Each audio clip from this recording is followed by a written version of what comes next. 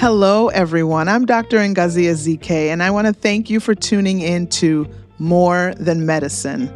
This podcast is about the fight for health equity and justice, how we need to work to not just heal wounds, but truly address the root causes of hurt and distress in our communities and our nation. On this episode, we're talking to one of Sinai Chicago's own, Dr. Pierre Johnson.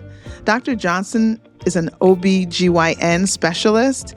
He specializes in high-risk obstetrics, minimally invasive gynecologic surgery, and pelvic floor repair. His mission is to eradicate disparities in healthcare. Dr. Johnson is native to Chicago, a Southsider who from early childhood pledged to become a physician and fight to eradicate health disparities.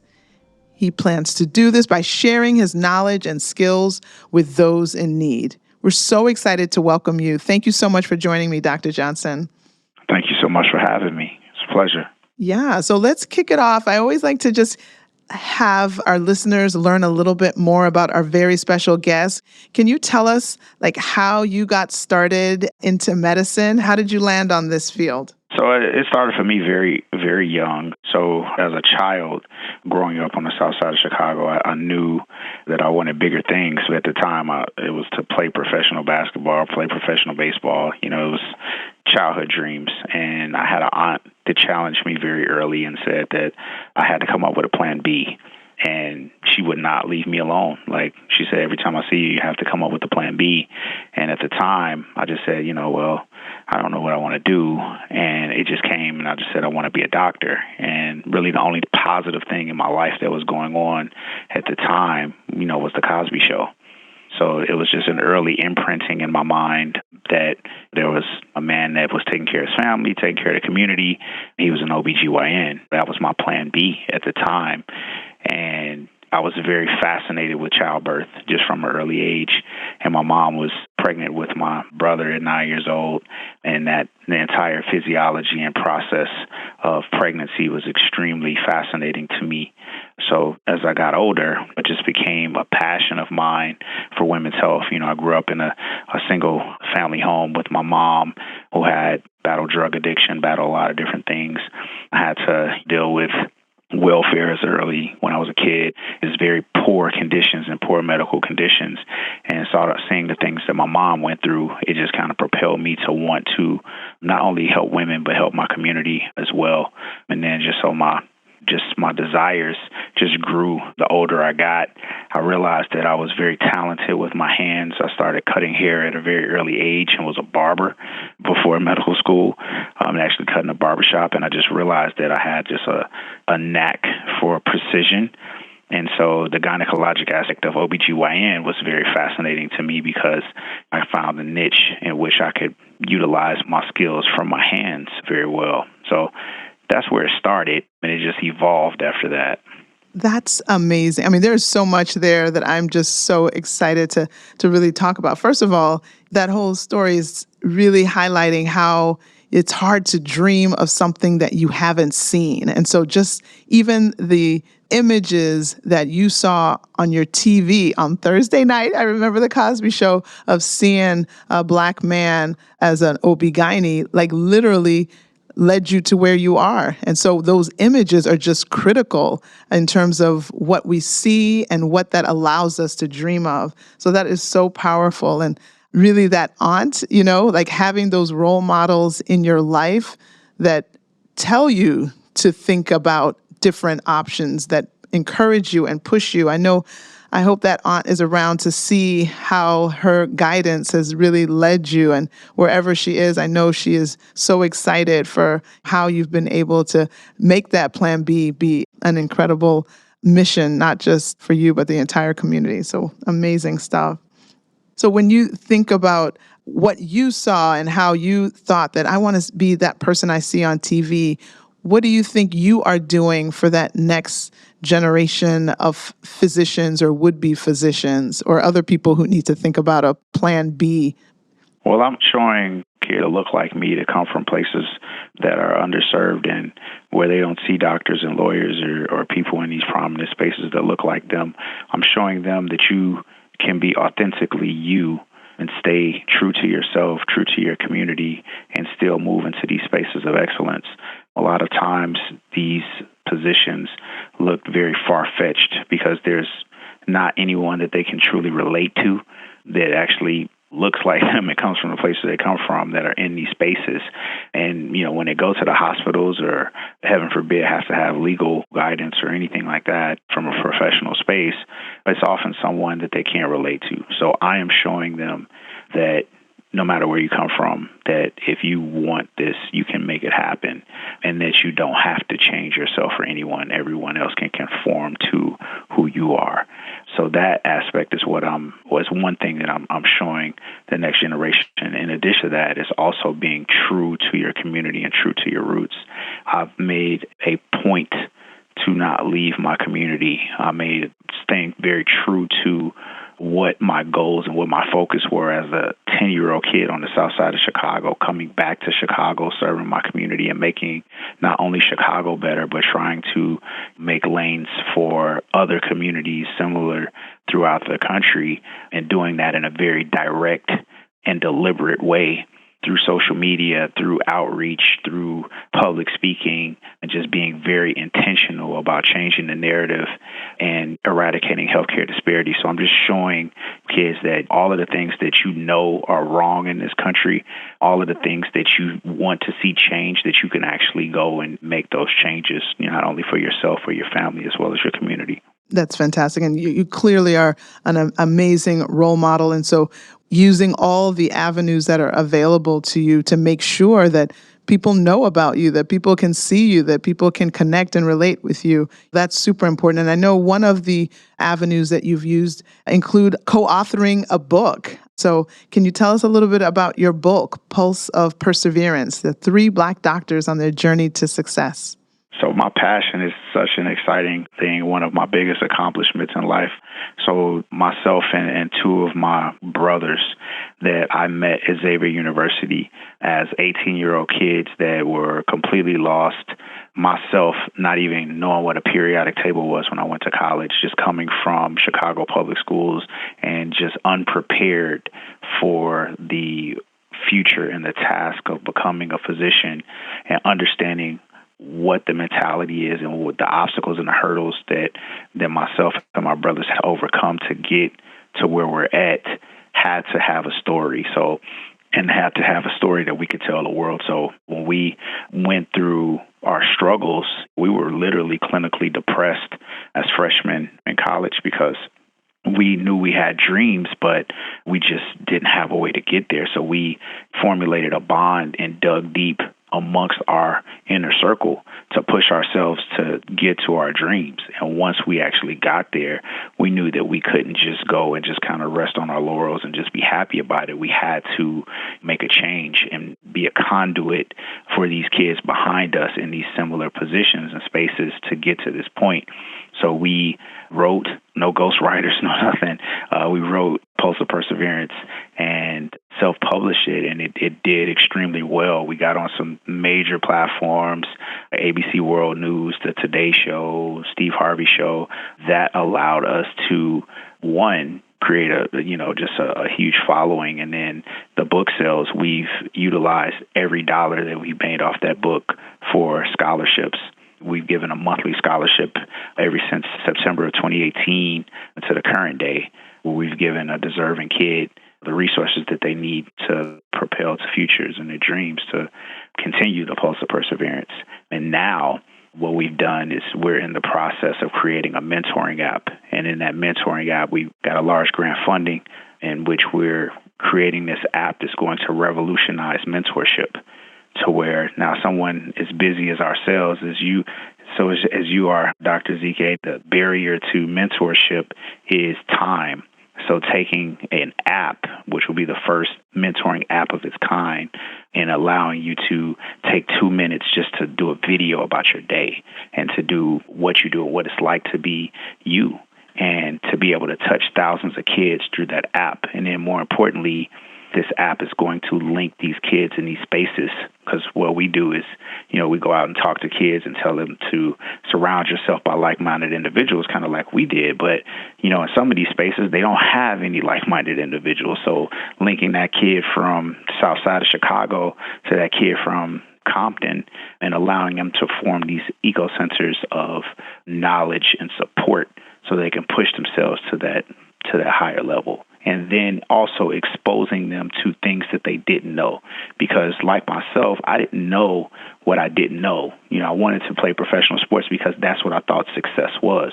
So for that kid that wants to play professional sports, diving into his mind and showing him that there's a whole world in sports, managers, agents, things that they have absolutely no idea or access to, and now actually giving them access to people in spaces that look like them and can mentor them and guide them to those places. So very, very excited about it. But yeah, that's what I'm doing. It's one of the biggest things of my life and what I'm extremely passionate about. I mean, that's incredible. I mean, you're doing so much. You're trying to give back while you're actively taking care of patients. You are giving life to our line here at Sinai Chicago that it's more than medicine. It's personal.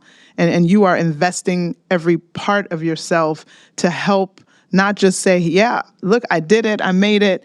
Here, my brothers and I made it. But how are we going to make sure that we pave the way and create that lane for people to come up behind us? And you're doing it in all these creative ways, telling your story, using social media, creating the app, which ultimately just expands the realm of possibility for people who maybe had a very narrow focus in terms of what they thought the possibilities were. So the gift that you are providing to our communities, and you mentioned, you can connect somebody from the South Side with Compton. And it's funny because I'm from South Central LA. And so really thinking about how those communities are the same, even though they're, 2,000 miles apart, that's how you bridge the gap and really create more opportunities for people to dream much bigger.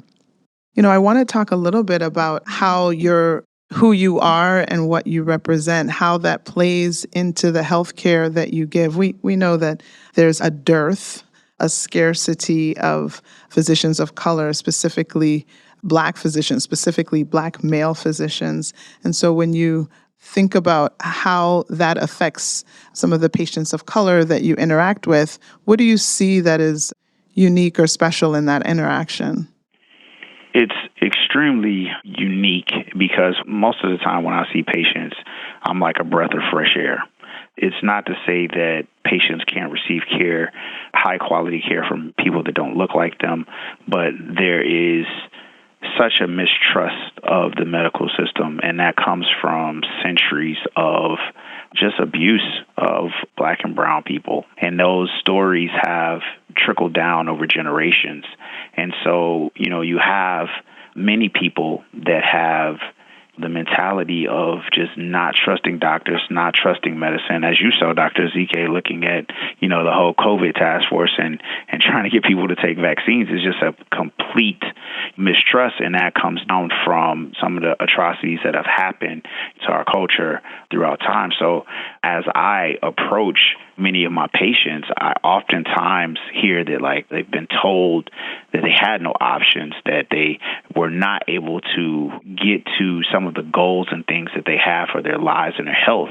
So by the time they get to me, it's just like someone that actually listens, someone that looks like me that's going to take not only the pride of making sure that they're okay, but also that's going to listen to everything, take their goals into consideration, take their desires and the things that they really, really want into complete in consideration. So I just feel that our jobs as conduits to get better care for our communities is so very vital and important because we are just the pathway for these patients to feel comfortable with medicine, to be able to divulge things that they wouldn't normally divulge to people because of that comfort level and the ability to be able to relate to situations, relate to their life is priceless. It's something that we don't test for in medical school or residency, that we have no metric to show. We do have metrics, actually. We have metrics to show, but we just don't put the emphasis on how important those are as it pertains to quality care and providing quality care in communities that are in so desperate need. It's so critical. And, there is a lot of qualitative research out there that says that people do feel more comfortable. So, given that this healthcare relationship is such a partnership, if there's not trust between the partners, you're not going to get the best result. So it's very important that people can feel comfortable. And we know how just having someone that looks like you, how that fosters that. I want to talk specifically about work that you are a leader in, and that's related to fibroids. And actually, your name is the Fibroid Slayer. And this is a very important topic because we do know that African American women are diagnosed almost 3 times more with fibroids than their white counterparts. And we know the significant impact that this has on fertility, on having a regular versus a high-risk pregnancy once you do get pregnant. So really talk about your work in this area. This work is so extremely vital and important to me because, again, the things that we have went through as a culture. A book that really, really touched my soul and my spirit was Medical Apartheid. And just understanding that for OBGYN, a majority of all of the procedures, the processes, the recommendations, the guidelines were really created off the back of slaves and Black women. Slave women were held down and they had experimental surgeries with no anesthesia for generations. This is how modern gynecology was created. And so understanding the historical and the social context of how medicine has impacted our culture and our communities really, really resonates with me as far as how that relates to the healthcare inequities and disparities and how I can be a vessel of change, because it's a known fact that 2/3 of all hysterectomies are still performed in southern states. Hysterectomies used to be considered the Black woman's appendectomy. I watch and I look and I hear cries from women all over the country that by the time they come to me have said they've been to 5, 10, 15 doctors that have all said that they did not have options to preserve their wombs for future fertility, that they had to have hysterectomies, that they had to have vertical incisions that were not only caused a lot of pain and recovery, infection and bleeding, just a lot of things that we would think that are happening, in 1900s, but are happening in the 2000s and beyond. And so, for me, being the voice of women and being able to understand that you have options and giving women options, not only giving them options, but educating them so that they can know what's right and what's wrong and when someone is not looking out in their best interest, and giving them equipping them with the tools that they need to actually get the care that they deserve. So for me, fibroid surgery is just that. It is taking care of our women and giving them the care that they need, because 8 out of 10 women, Black women, have fibroids. And a large portion of those, a quarter of those women, are going to need some form of care or treatment for those fibroids and are often not given the options that they need. So I've taken just a personal goal mission to eradicate the disparities that they are experiencing, but to give them and also give them the options that they deserve. No, that's incredible. And I don't think that all of our listeners would know that you literally have people, women who fly from all across the country to find you to get this care, because what you are offering is transformational in terms of telling a woman, no, you don't have to give up your womb and say goodbye to having children or additional children. So this is transformational, and you're actually making a significant deposit into the next generation by allowing a woman to procreate. So this is an extremely important work, and we're really excited to have you here at Sinai Chicago, where you can really give women, the chance to live out their dream of motherhood and parenting. So kudos to you, and thank you for making this so personal and really making some generational, transformational changes for people from what the status quo is. And it was so important to actually bring it to Sinai. And to your point, Sinai is one of the last remaining vessels of excellence that we have in our community. As a Southside kid, I actually did not even know Sinai existed. It's a travesty to hear that, but it was true. Because I was born in Mercy Hospital, which is now closed. So if you look at the south side of Chicago, it's a desert as far as healthcare for our communities. You have University of Chicago, but other than that, Mercy Hospital was one of the last remaining things. So I was looking for a place in which was rooted in Chicago and the communities of Chicago that desperately needed the care, and where I wanted to bring my skills to not only help the community, but also bring all of these people that are coming in from all over the country so that they can have that care in this community too. So it's extremely important to me to be doing this at Sinai.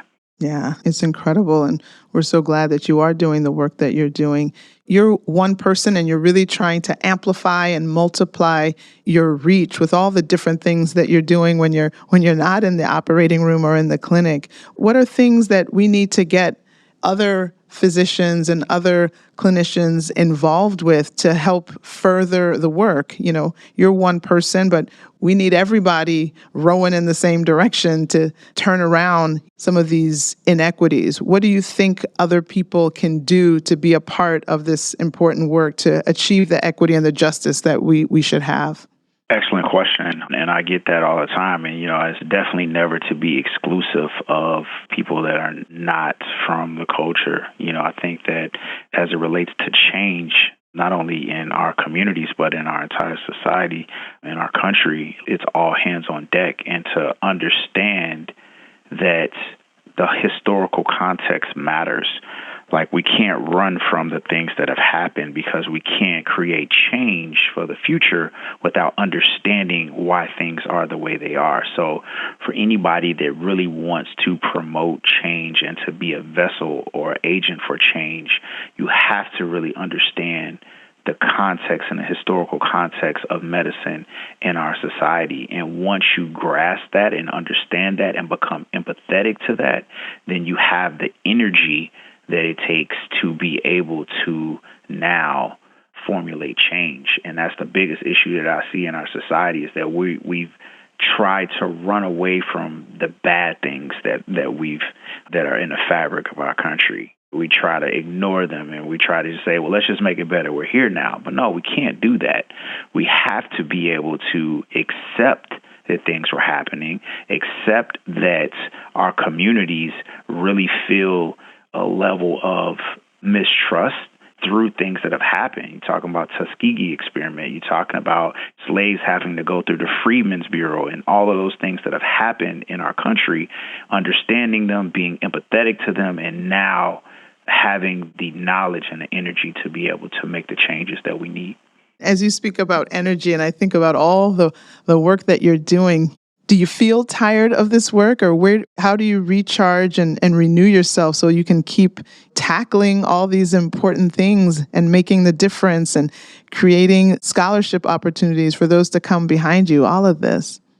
Change is my rejuvenator. Like, when I actually see the things that I'm doing actually starting to make the actual changes that I'm trying to do, like just even being here at Sinai for these past few months and watching how the hospital is growing, how the energy is shifting at this hospital, it's invigorating for me and it gives me energy. So yeah, I may take a little mini mental break vacation here or there, but I want to get back to the work. I don't want to stop the momentum. So that, for me, that's really very key. I like to work until I see the change, and that's what fuels me. I love that. Change is my rejuvenator. We're gonna have to get that put up and light somewhere. I love it. I love it. So as we think about what you are, obviously you're invigorated and rejuvenated by seeing the progress and seeing change. What are the things that make you stay hopeful, make you stay like excited about the future? I will say that the energy from not only people that I help, but the future generation. Through mentoring and Poster Perseverance, like I see that there are legions of brilliant kids that are behind me that are thirsty to get into these spaces and really want to see guidance. And it's just more and more kids, like they have more access now. When we were in, high school, college, like we didn't have the internet like that. We didn't have like the ability to have all of this knowledge at your fingertips. And to now have that happen and have these kids have access to that is so very awesome. It gives the gateway for the floodgates to get kicked open, if you will. And that's what it's all about. It's really now going through trials and tribulations, and then started to create the avenues and changes so that the next generation doesn't have to go over all these hurdles and obstacles. And now we can have more equity in these spaces. We are 13%, speaking of African Americans, 13 to 14% in this country, but in every space of professionalism, we're less than 5%. Whether it be law, engineering, or any type of professional space that we have in this country. It's just not equitable. So as long as that's there, we know the change needs to happen. And to have these kids that are really, really motivated to make it happen, and to have people in places like yourself that's, it's just a CEO of a hospital, it's to have a young woman that is thriving to get into these spaces, to even see you, to see me, it makes it completely different than when I was a kid and didn't see these people. So that is really, really important. I totally hear what you're saying. I think you, like me, the first doctor in the family. Like we've never had a doctor in my family on either side. And to be able to tell people, show people, I see the look on people's face when they see that you're actually the doctor and what that means and what that conveys.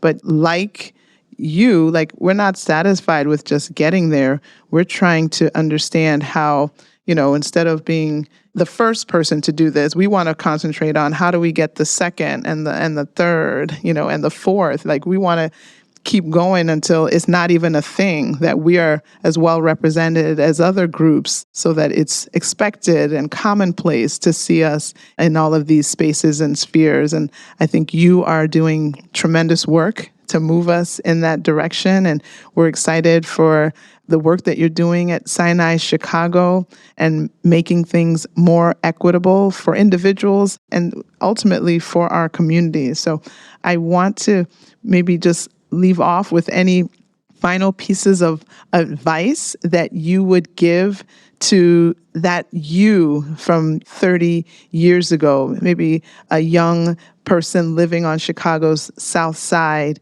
What would you tell them, that person that says, I think I want to be a doctor too? I would tell that kid that always dream big and always to keep your goal as the forefront. And if you do not have a goal, because I was fortunate enough to develop a goal very early, take 2 to 3 weeks out of your schedule and out of your time of playing on the internet to doing social media or whatever, and create a goal. It's so very important to do that, because you create a finish line and a goalpost to get there. And if you decide that may not be the avenue, you're going to create another goal. That's first and foremost. The second thing I would tell them is that understand that you are smart enough. Trust me, you are intelligent enough to do this. The world will make you believe that you're not, but you are more than intelligent enough to do it. This game is about standardized testing and other hurdles and obstacles that keep the numbers where they're at. So understanding that, take understanding how to play the game. And the game is starting to address standardized testing very, very early. I wish someone would have told me that as a 14, 13, 12-year-old kid, that standardized testing would be the Achilles heel that I would need to get over. The third thing I would tell them is you have to surround yourself by like-minded people. If you look at your circle of friends, you can pretty much predict where your future is going to be at. So if your circle is not reflective of what your future is supposed to look like, then you need to change your circle and just always continue to believe in yourself. Put 100% belief and effort into yourself. I hear kids say all the time, well, college is going to be expensive. I got to take out loans or what have you. You will have plenty of money to do what you need to do and pay off those loans tenfold if you win, if you bet on yourself and win. So you got to sit at the table, put all the chips in, and bet on yourself. And once you do that and your dreams come to fruition, everything, any loan or anything else you took out will be able to be paid without any problem. But you have to bet on yourself and put everything in, put your 100% in, and win the game, at the end of the day. So those are the things that I would tell these young kids.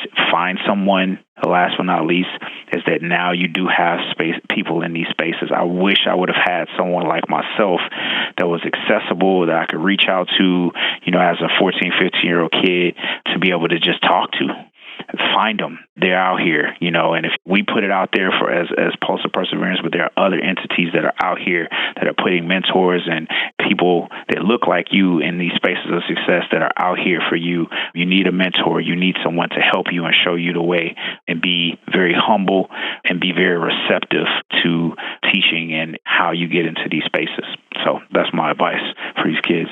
That was awesome. I mean, I could let you continue preaching because there was such a good word in that. I mean, look at what we heard. We heard, put your phone down, put your video games down, and set some goals. I heard, know that you are more than enough. I heard, watch who's in your circle. Make sure you are surrounding yourselves with the kind of people that are going to help you get to where you want to go. I heard just, believe in yourself, bet on yourself. And finally, you ended with find a mentor. And, with these apps and with these different organizations that are trying to connect successful people who might be in the roles that you want to be, that's getting easier and easier. But I think that's an incredible blueprint for that young person that knows where they want to get and just needs the tools. I think that 5-step plan will probably get them there. So thank you for that. That was incredible wisdom. That was incredible wisdom. Thank you. So I want to thank you, Dr. Johnson. I want to thank you for joining me.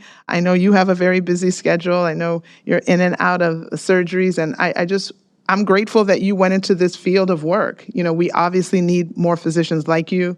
We need you at Sinai, and we need people that are so passionate about the work that they do, that are intense about trying to eradicate the disparities and are so intentional about giving back to the community. And I love that you're giving back specifically to the community that you grew up in. Your story is completely inspiring. I thank you for sharing it, and I thank you for sharing it with all of our listeners.